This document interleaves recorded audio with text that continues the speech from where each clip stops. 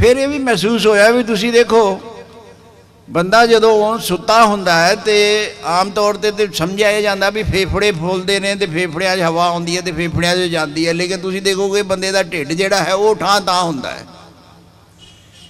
नाभि के लागे चागे जिहड़ा है। तो नाभि दे विच मतलब पवन के आसन के उत्ते जिहड़ा शब्द विराजमान है ये किस तरह फिर बाहर किद्दां निकलदा है, इस गल नूं खोजण दी लोड़ सी। ते दास ने वो यतन किया कि दरअसल इस शरीर नूं उपनिषदां दे विच एक अपने तरीके नाल समझिया गया है।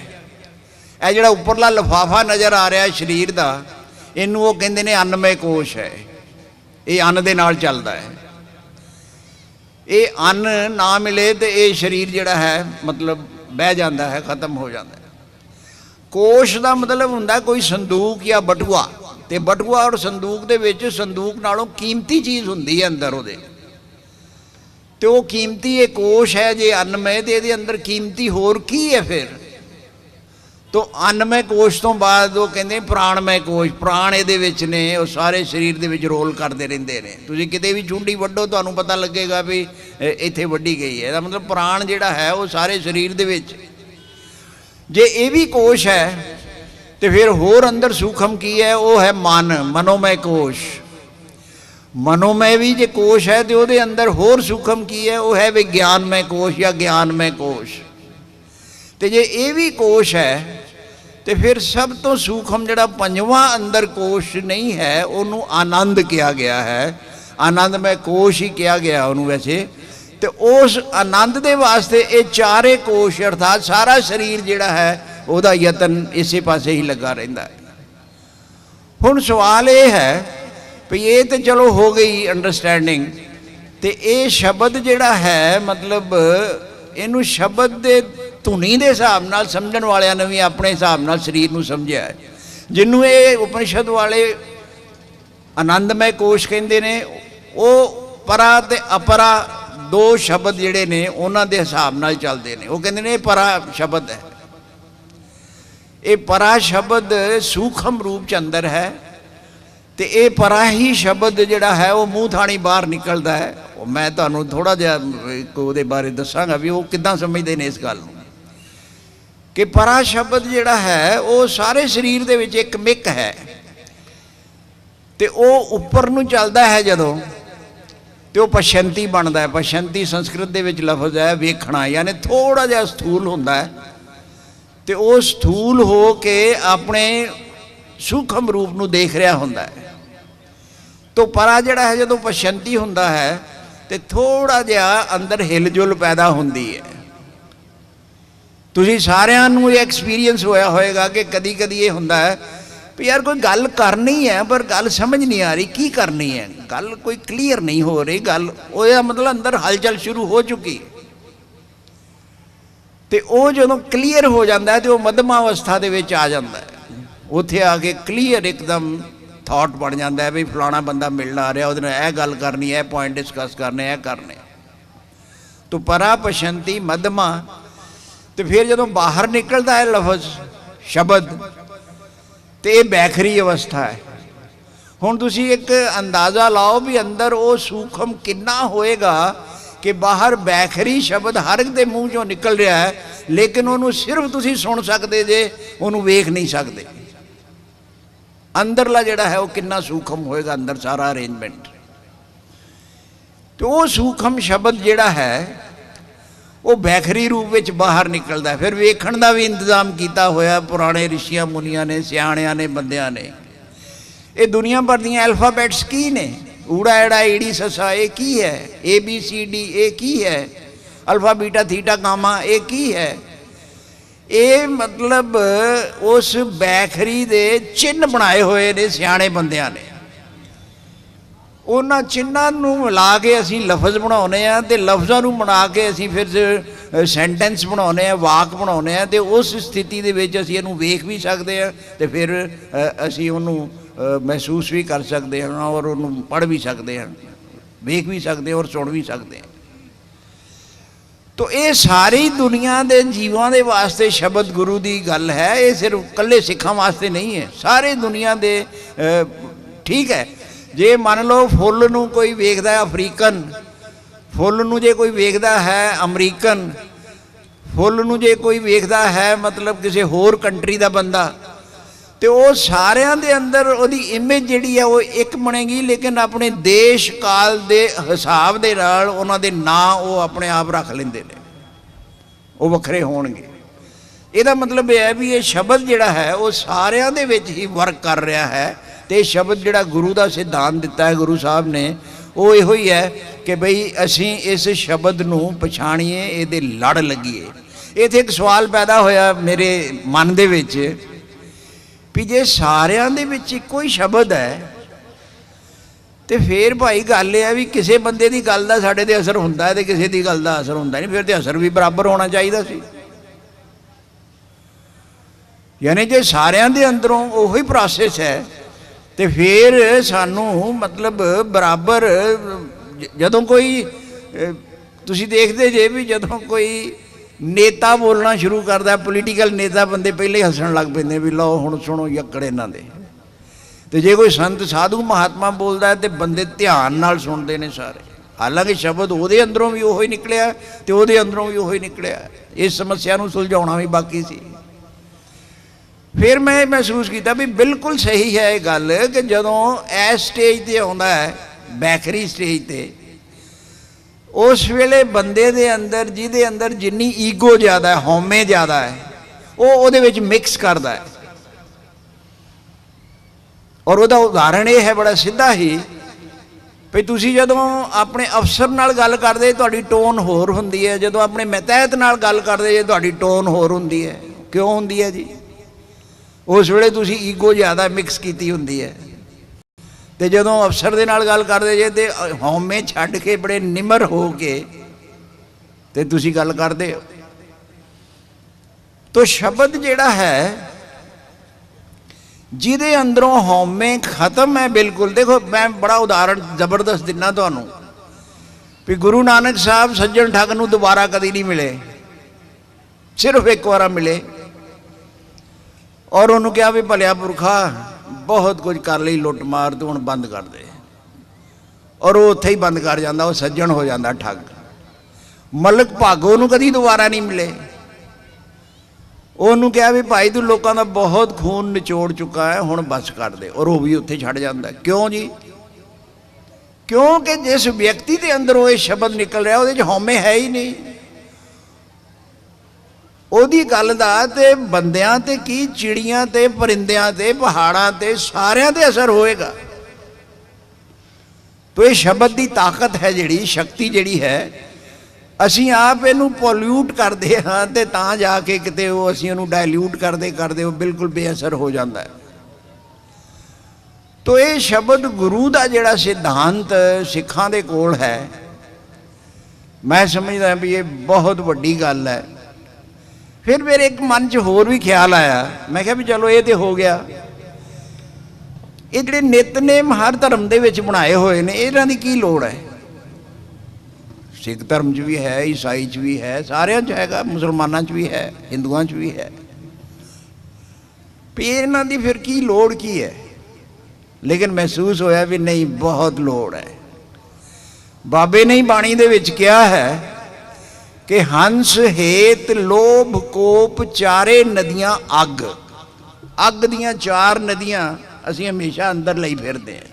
हंस वायलेंस, हिंसा, हेत लोभ ते कोप। आई एम सॉरी जी, मैं थोड़ा जिहा टाइम ज़्यादा ले रहा, 5-7 मिनट हो।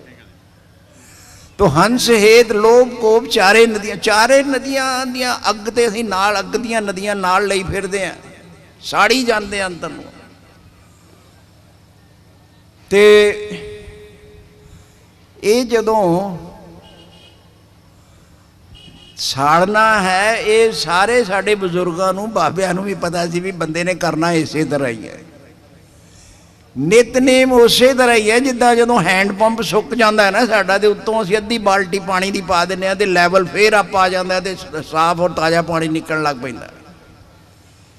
नितनेम जरूरी है इस करके कि व्यक्ति ने ये भी काम करना है जरूर भी अपने आप को साड़ी भी जाना है, लेकिन चलो सवेरे शाम कुछ इदां दा हो जाएगा जे उपा तो वो थोड़ी जी वो अग्नि अंदर की जिहड़ी है वो घटेगी। तो ये शब्द गुरु का जिहड़ा सिद्धांत है मैं वेख्या भी इट्स ए यूनीवर्सल सिद्धांत, और इस सिद्धांत नूं गुरु साहब ने सेंट्रल पोजीशन दी है सिक्खी दे विच।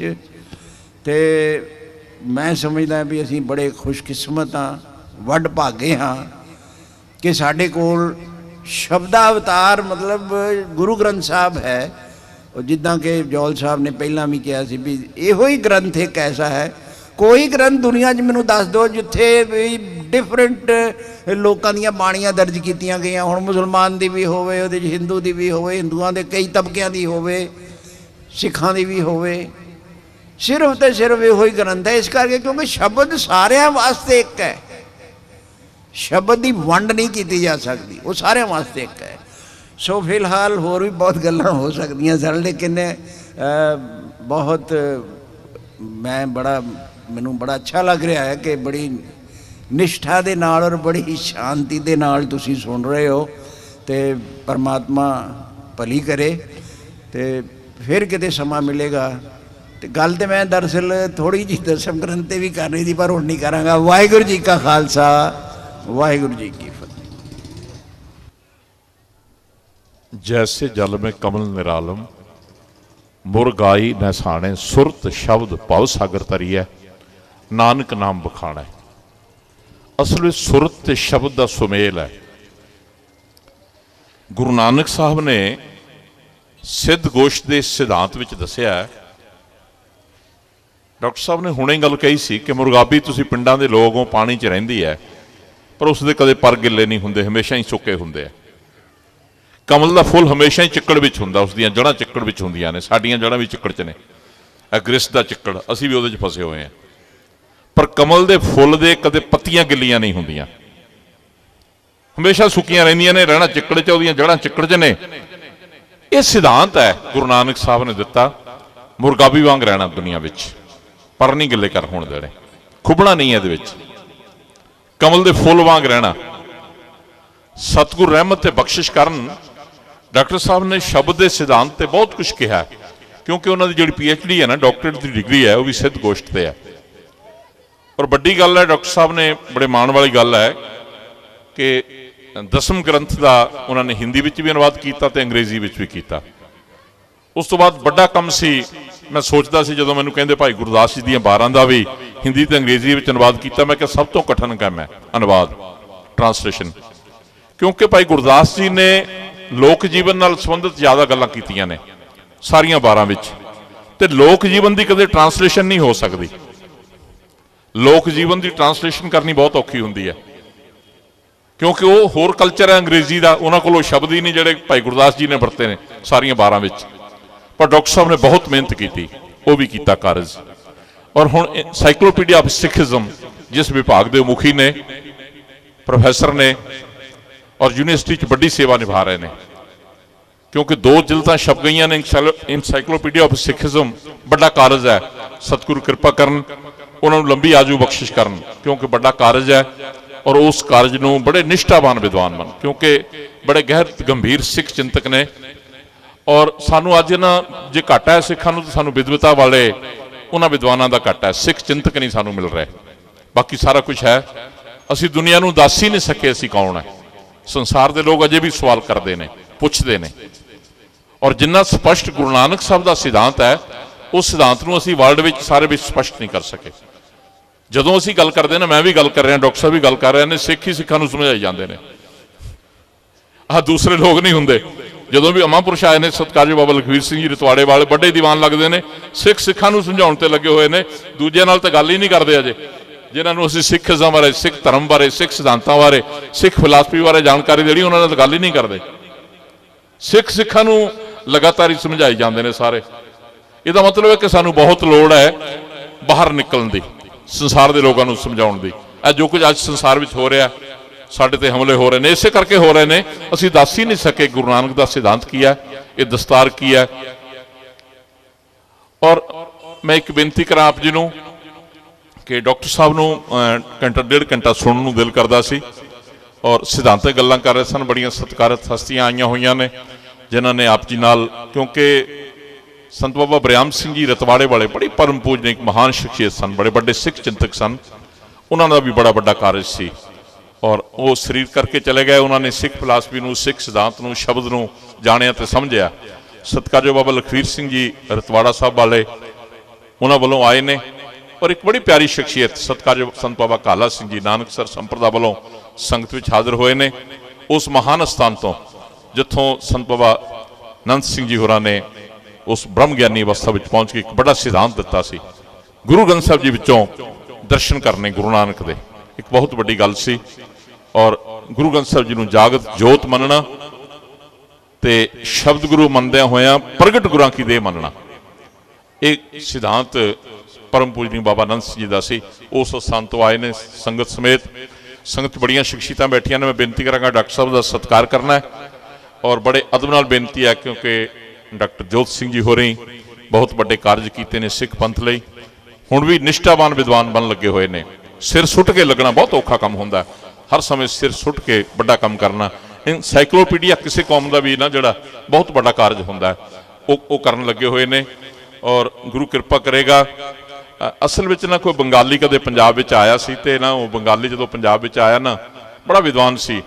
वो कहंदा पंजाब विच मैनूं दो चीज़ां नहीं मिलियां। कहंदा एक हुक्का नहीं मिलिया किसी घर दे विच, एक किताब नहीं मिली। दोनों चीज़ों के बड़े शौकीन नहीं है। किताब किसी बच्चे की होगी, पढ़न का किसी को शौक नहीं। कहंदा एक तो हुक्का नहीं मिलता, हुक्का कहंदे नहीं है बरसदे। हाँ बोतलां बूतलां इन्हां दीयां प्रशतियां ते जरूर पईयां उपर रखियां होईयां, यह काम जरूर करते। कहंदा मैनूं यही घाट लगी पंजाब विच आके, बाकी सारा कुछ है। जोर बड़ा, ताकत बड़ी है, अणख वाले बड़े ने, दलेर बड़े ने, गल पै जांदे ने, पर विद्वता के पक्षों कहंदे बहुत पछड़े हुए ने। देखो किड्डी वो गल बंगाली जान लगा कह गया कि दो चीज़ां मैनूं नहीं मिलियां। असल में असीं ना शब्द गुरु नूं मनण वाले हैं और शब्द गुरु सिद्धांत की गल संसार तक नहीं पहुँचा सके। मैं हुणे गल करदा सी, गुरु ग्रंथ साहब की कदे बरसी नहीं आउणी, कदे बरसी नहीं आउणी, कदे ज्योति जोत समाउण दिवस नहीं आउणा, कदे शहीदी दिन नहीं आउणा, प्रकाश दिन आउणा वो आपां मनाउंदे आ, गुरता गद्दी दिवस आउणा वो आपां मनाउंदे आ, संपूर्णता दिवस आउणा वो आपां मनाउंदे आ। ते ये शब्द गुरु हमेशा रहने वाला है, हमेशा रहने वाला और इसने कदे नहीं जाना, संसार ते रहना। बाकी धर्मां दे जिहड़े लोग ने ना ਇਹ ਜਾਂਦੇ ਨੇ ਆਉਂਦੇ ਨੇ, ਤੁਸੀਂ ਵੇਖੀ ਜਾਂਦੇ ਹੋ ਸੰਸਾਰ ਜਾਣ ਆਉਣਾ। बड़े बड़े विद्वान आ हिंदू अपने ਜਿਹੜੇ ਧਰਮ ਅਸੀਂ ਤੇ ਸੰਤ ਮਹਾਂਪੁਰਸ਼ ਕਹਿੰਦੇ ਨਾ ਤੇ ਉਹ ਗੁਰੂ ਕਹਿੰਦੇ ਨੇ ਤੇ ਉਹ ਆਈ ਜਾਈ ਜਾਂਦੇ ਨੇ, ਜਾਈ ਜਾਂਦੇ ਨੇ, ਆਈ ਜਾਂਦੇ ਨੇ। ਕੋਈ ਸ਼ਖਸੀਅਤ ਕਿਸ ਤਰ੍ਹਾਂ ਦੀ ਆਉਂਦੀ ਹੈ, ਕੋਈ ਕਿਸ ਤਰ੍ਹਾਂ ਦੀ ਆਉਂਦੀ ਹੈ। ਤੇ ਮੈਂ ਕਿਸੇ ਦੁਕਾਨ ਤੇ ਗਿਆ, ਮੈਂ ਪੁੱਛਿਆ बड़ी प्यारी फोटो, बड़ा चेहरा मोहरा सोहना लगा होया, दाड़ा बड़ा प्यारा। मैं कहा जी कौन ने? ये कहते साडे सतगुरु ने। मैं क्या कमाल की गल है भाई। 6 महीने बाद मुड़ उस दुकान पर गया तो फोटो नहीं सी। मैं कहा कित्थे गए ने? वो कहते शरीर छड्ड गए। तो ये मैं कहा ये कहते हुण दूसरे ने। तो मैं फिर 5-6 साल बाद मुड़ उस दुकान पर गया तो फिर पूछया भी भाई हुण फोटो फिर बदली हुई है। वो कहते जी वो भी शरीर छड्ड गए। तो मेरा आप मुहारे गुरु ग्रंथ साहब वालों सिर झुकिया कि धन गुरु नानक साहब ने साडी किड्डी बख्शिश की, सानू शब्द नाल जोड़ के गए ने, शरीरां नाल नहीं जोड़िया। जे शरीरां नाल ही जुड़े रह जांदे ते सिख धर्म दा ना कोई होर ही मुहांदरा बन जाना सी। गुरु कृपा करे। मैं बेनती करांगा सतकारजोग संत बाबा लखवीर सिंह जी रतवाड़े साहब वालियां नूं और बड़ी प्यारी शख्सियत संत बाबा काला सिंह जी नानकसर वालियां नूं डॉक्टर साहब दा सन्मान करनगे। सतकारजोग संत बाबा अवतार सिंह जी बड़ी प्यारी हस्ती ने, दल बाबा विधि चंद वालों बाबा दया सिंह जी सुर सिंह वाले वालों आए ने और निहंग सिंह मुखी ने वो भी नाल होणगे। सतकारजोग बाबा सेवा सिंह जी खडूर साहब वाले वालों बड़ी प्यारी हस्ती ने और बड़ा उन्होंने कारज किए ने बड़े। उन्होंने वालों बाबा बलविंदर सिंह जी और छापड़ी साहब वाले सतकारजोग संत बाबा सरदारा सिंह जी और संत अनूप सिंह जी, ये सारे इकट्ठे होके डॉक्टर साहब नूं सत्कार देणगे। और थोड़े अपने ही भाई साहब यादविंदर सिंह जी, नानक बाबा संत ईश्वर सिंह जी ट्रस्ट, उन्होंने वालों सन्मान की रस्म निभाउणगे जी। बोले सो निहाल। डॉक्टर साहब का सत्कार किया जा रहा है। डॉक्टर साहब बेनती है कि समा लगे तो आने वाले समय में भी ना कदे जरूर शब्द गुरु सिद्धांत ते आप जी संगत नाल विचार साझे करके जाओ।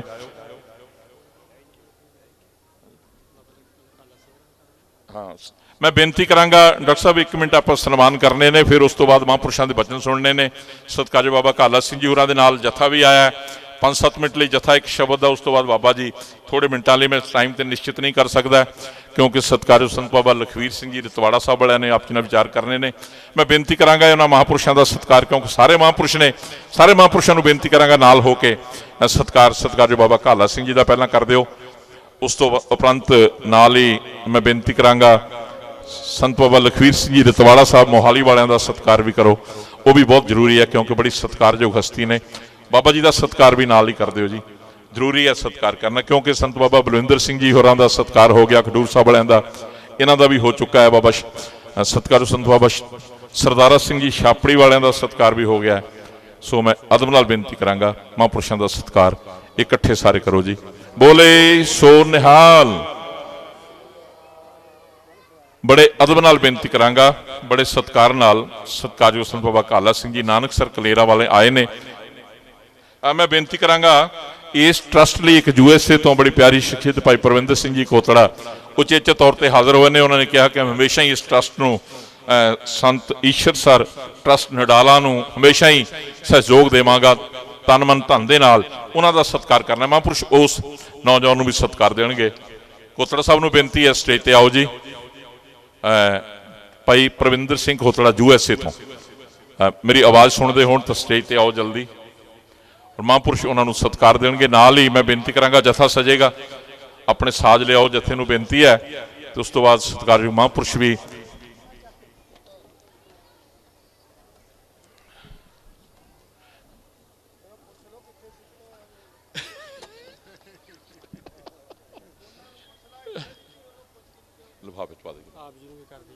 चलो करो करो करो करो करो। सरदार परविंदर सिंह जी कोतड़ा साहब आ गए जी स्टेज तक? नहीं आए। उन्होंने अदब नाल बेनती है, जो मेरी आवाज़ सुनते हो स्टेज पर आउणगे, कोई टाइम जिहड़ा है ना बहुत कीमती है, 1-1 मिनट कीमती है। सत्कारयोग संत बाबा जंग बहादुर सिंह जी जलंधर वाले हाजिर हुए ने, उन्होंने भी सत्कार करना है। बाबा जंग बहादुर सिंह जी जलंधर वाले, उन्होंने बेनती है जो स्टेज पर ने सत्कार प्राप्त करो जी। आओ जी, आओ जी, आओ। बोले सो निहाल जी आया आखदा इन्हों भी। और इस ट्रस्ट ਲਈ चौथा है गुरमत समागम है, संत समागम जिहड़ा उचेचे तौर पर रचिया है।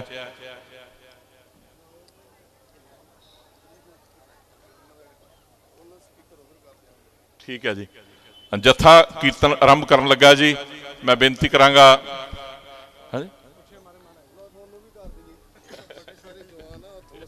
वाहिगुरू जी का खालसा वाहिगुरू जी की फतेह। सत श्री अकाल। नहीं दी जाती, गुरु ग्रंथ साहब जी को भेंट करनी माया। जदों भी तुसी करोगे ना इधर स्टेज ते ना करियो, क्योंकि हाँ साहब परविंदर सिंह जी खोतड़ा साहब आ जाओ जी स्टेज ते, सत्कार महापुरुष करनगे। आओ जी खोतड़ा साहब USA तो उचेचे तौर पर हाजिर हुए ने, और इस ट्रस्ट ਲਈ संत ईश्वर सर ट्रस्ट ਉਹਦੇ ਲਈ ਕਰਨਗੇ। ਸਾਡੇ ਨਾ ਦੁਆਬੇ ਵਿੱਚ ਸਤਿਕਾਰਯੋਗ ਮਹਾਂਪੁਰਸ਼ਾਂ ਦੇ ਸੰਤ ਬਾਬਾ ਬਰਿਆਮ ਸਿੰਘ ਜੀ ਰਤਵਾੜਾ ਸਾਹਿਬ ਵਾਲਿਆਂ ਦੇ ਵੱਡੇ ਦੀਵਾਨ ਲੱਗਦੇ ਨੇ, ਖਾਸ ਕਰਕੇ ਬਹਿਰਾਮ ਬੜੇ ਲੰਬੇ ਸਮੇਂ ਤੋਂ। ਔਰ ਉੱਥੋਂ ਉਚੇਚੇ ਤੌਰ ਤੇ ਅੱਜ ਸਤਿਕਾਰਯੋਗ ਸੰਤ ਬਾਬਾ ਲਖਵੀਰ ਸਿੰਘ ਜੀ ਰਤਵਾੜੇ ਵਾਲੇ ਸਾਡੇ 'ਚ ਹਾਜ਼ਰ ਹੋਏ ਨੇ। ਇਹਨਾਂ ਦਾ ਸਤਿਕਾਰ ਕਰਨਗੇ ਸਤਿਕਾਰਯੋਗ ਮਹਾਂਪੁਰਸ਼। ਮੈਂ ਅਦਬ ਨਾਲ ਬੇਨਤੀ ਕਰਾਂਗਾ ਬਾਬਾ ਲਖਵੀਰ ਸਿੰਘ ਜੀ ਹੋਰਾਂ ਨੂੰ ਕਿ ਸਤਿਕਾਰ ਦੀ ਰਸਮ ਨਿਭਾਉਣਗੇ ਜੀ।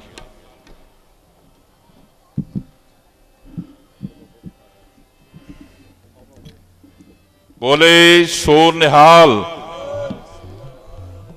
जत्था कीर्तन आरंभ कर रहा है जी। मैं बेनती की सी आप जी को माया संबंधी गुरु ग्रंथ साहब जी को भेंट करनी है जी, और महापुरुष आप जी नाल बाद विच प्रवचन साझे करनगे जी। वाहिगुरू जी का खालसा वाहिगुरू जी की फतेह।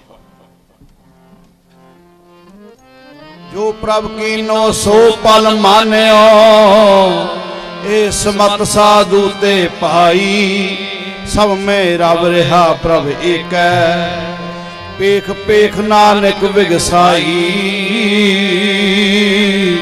पेख पेख नानक विगसाई।